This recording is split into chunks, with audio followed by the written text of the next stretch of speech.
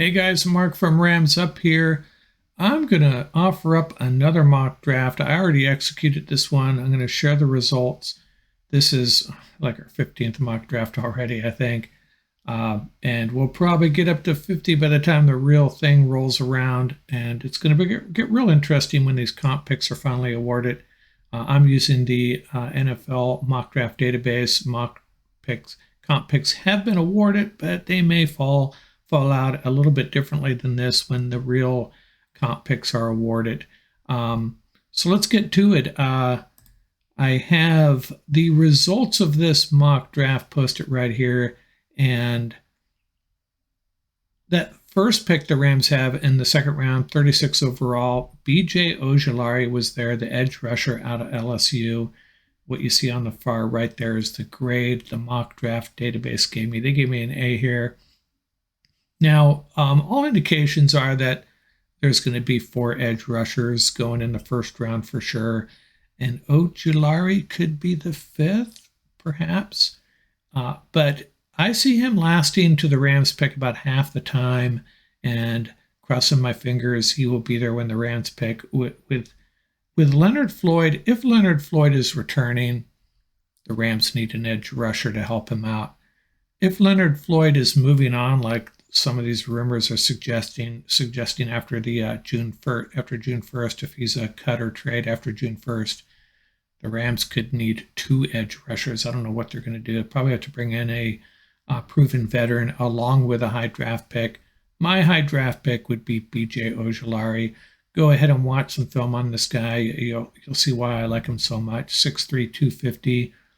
He's got all the moves, great in pursuit, and I think he's got, the consensus is he's got all the tools to be a very good pro. B.J. Ojulari, my top pick for the Rams in this draft.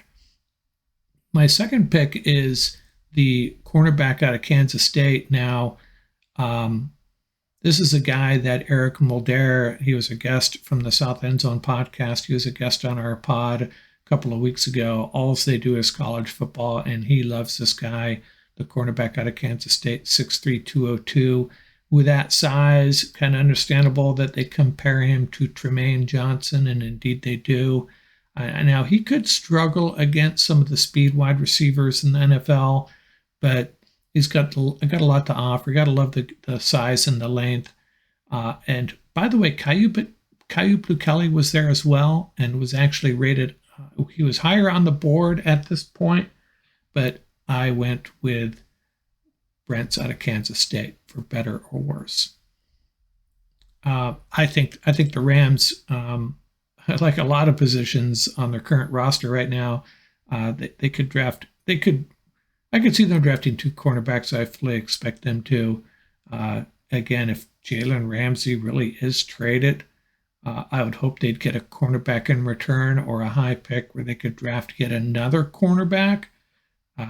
That's got me nervous about how that's going to play out. But so we got our first cornerback in this draft, and then we have the defensive lineman, Zach Pickens out of South Carolina. Got an A+ for this one. This is the 136th pick overall, 6'4", 305. This guy was a 5-star recruit out of high school. Didn't really live up to the hype, live up to the rating, but he's still pretty darn good. 19 pressures, 3 sacks this past season. He played in the Senior Bowl. And I took him over another guy, higher rated guy that was there, Carl Brooks from Bowling Green. Brooks comes in at 285, and I just don't think with Gaines and A'Shawn Robinson possibly moving on, Brooks did not fit what I think the Rams will be looking for if they're drafting a defensive lineman at this spot. They need somebody that can help out more against the run on the interior. That's why I went with Pickens. Now we get to this next pick. I went wide receiver, and I have not been picking wide receivers in most of my mock drafts. And then I did this this review of the Rams wide receiver room the other day on the Thursday pod that's upcoming actually. And I did a part of that is look at draft picks, draft prospects at that position, and Trey Palmer I don't. It's pretty rare to see this combination of size and speed. 6'1", 193, a four-time Louisiana high school state champion in the 200-meter dash. This guy is he's got it all really. A very well-rounded wide receiver. Love the size, love the speed. Now, in all likelihood, that would mean the Rams are moving on from someone in their current wide receiver room. But then again, these guys get dinged up a lot. So I wouldn't think too much about that. Does Trey Palmer potentially improve this group? Heck yeah, he'd be a good addition.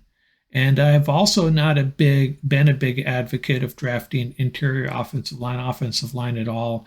I know it was horrific last season, but it was mostly due to injuries. There's still some big question marks, even if people come back healthy. Is Tremaine Ankrum a candidate for a starting job? Is Brian Allen gonna hold up for a full season? Is Coleman Shelton gonna replace Brian Allen? Are they gonna play next to each other? Is Noteboom the answer at left tackle, or is it AJ Jackson? What do we do with Noteboom? Havenstein, he's solid. There's just a lot going on up there, but most of those guys, if not all those guys, are coming back. And if they're coming back healthy, what do we do with a high draft pick at interior offensive line? There's no guarantees there. I mean, look at Logan Bruss last year. We spent a third-round pick on him. He didn't play it down, and when he did play, he didn't look that great. So I don't know. I people that think drafting offensive linemen early is the answer to all our problems. I'm not sure I agree. I feel like a sure bet is just to get these guys we have healthy. But that said, if we could find a great left tackle somehow and bring one on board, I'm all for it. Enough of that. This draft pick is an interior offensive lineman out of Mississippi, an A+ for this draft, the number 182nd pick overall. And this is a guy that will hold up in the run game very well. Some issues pulling, and he'll have to be coached up pass blocking, but he's a guy that could definitely earn a roster spot and potentially eventually be a starter. And then my favorite pick in this whole draft, the tight end, Zach Kuntz out of Old Dominion, gave me a C+. Yeah, screw that. This guy is going to be a really good NFL tight end. He started his career at Penn State, moved on to Old Dominion, 6'8", 250 plus, super productive in 2021. You see the stats there: 73 catches, 692 yards, 5 TDs. His last season, his season was ended early due to injury. But this guy is an athlete, and you want a red zone threat. You're always looking for red zone threats.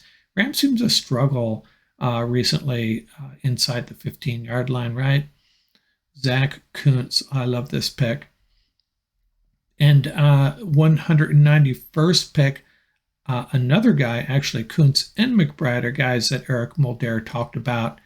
McBride comes in at a prototypical size, 5'11", 215.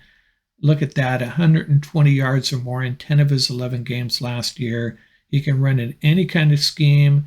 A couple of issues there. He fumbled a little bit, and he's not really a threat in the pass game. Probably won't be out there on third and long very much. But, hey, we need help in the running back room too, for sure. And remember, the whole deal with Cam Akers, I still don't have a warm fuzzy about his mental state and what type of running back he's going to be. And he's going to be moving on eventually, one way or another, either as a free agent. I could see the Rams making a trade there as well. But right now, Cam Akers is our number one running back. I'm okay with that, but we need to improve that group, that's for sure. Kyren Williams, your guess is as good as mine. I've said over and over again, the Rams should have got him some carries late in the year. Or maybe they already know what they got. Who knows? And then the 211th pick, I do not think the Rams will ever be spending high picks on inside linebacker or running back again. But this is a Bobby Wagner pick. You got Ernest Jones. and a couple other guys that primarily play special teams. Trevin Howard's coming back, hopefully. He's an exclusive rights free agent, as is Christian Roseboom.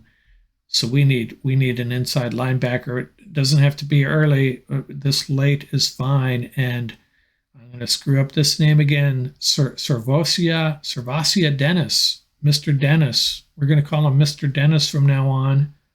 6'1", 230, just a mainstay of that Pitt defense.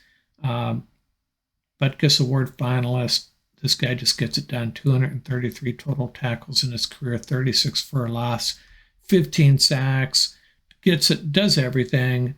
He's not going to be a potential Pro Bowler type linebacker, I don't think, but this would be a great addition to that group.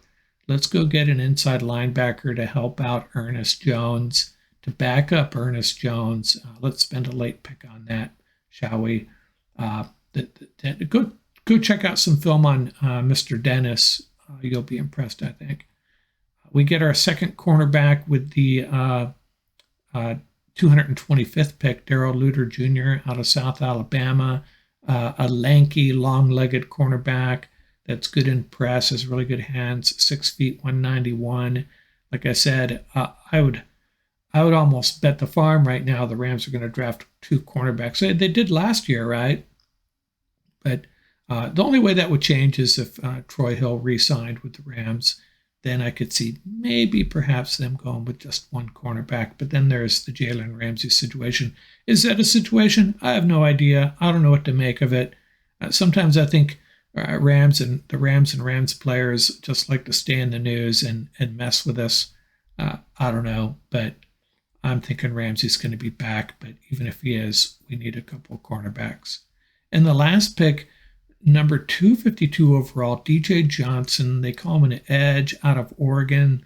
He's a pretty good-sized edge rusher, 6'4", 273. And what I like about Johnson is they call him one of the most versatile players in football, not just on the edge, but in football, period, in college football.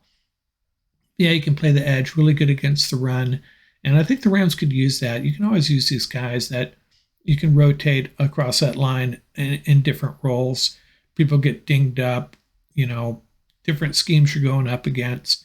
You got to be able to be flexible, and you need to have players that you can rotate in to fit your scheme on any given game or play or series. So DJ Johnson, I like this pick. Hey, they're my picks. I better like them, right? So that is my mock draft 15, my first 7-round mock draft. Let's go through it again real quick. We get the edge rusher out of LSU, gave me an A. I love this guy. Julius Brents, the cornerback out of Kansas State. This is based on input from our guest a couple weeks ago. Pickens, I have not really had on my radar, but I think at that point in the draft, he was one of the highest rated players, and he could help the Rams run defense for sure. Trey Palmer, well-rounded wide receiver, great size speed combination. Interior offensive lineman. This is just so y'all don't shout out at me. How can you have a draft? How can you have a mock draft and draft no interior offensive lineman after what we saw last year? So there you go. I drafted one for you. And then Zach Kuntz, tight end. Love this guy. McBride, a running back to fill out that running back room. The linebacker, Dennis. I love this guy too. He's a guy that if you watch the film, he kind of flashes. He flashes on the screen a lot. Luter, we get our second cornerback of the draft, and then Mr. Versatility, DJ Johnson. That's my mock draft 15, and what we will do when we're going to continue doing this pretty often, try to mix it up a little bit, but that's what I got this time. When those comp picks are awarded, which could be pretty quick here, we're going to get into some real serious mock drafts and try to take it slow and easy and try to explain every pick. And, also we're in wait mode to see what happens with some of these Rams players. That's going to affect everything. And who the Rams actually sign some free agents to plug some of these holes. Waiting for some contract restructuring to happen. That's going to happen really quick by the start of the new year league year. and if they're going to have any chance of signing some significant free agents. So we are standing by for that, Les. That's all for now. Out here.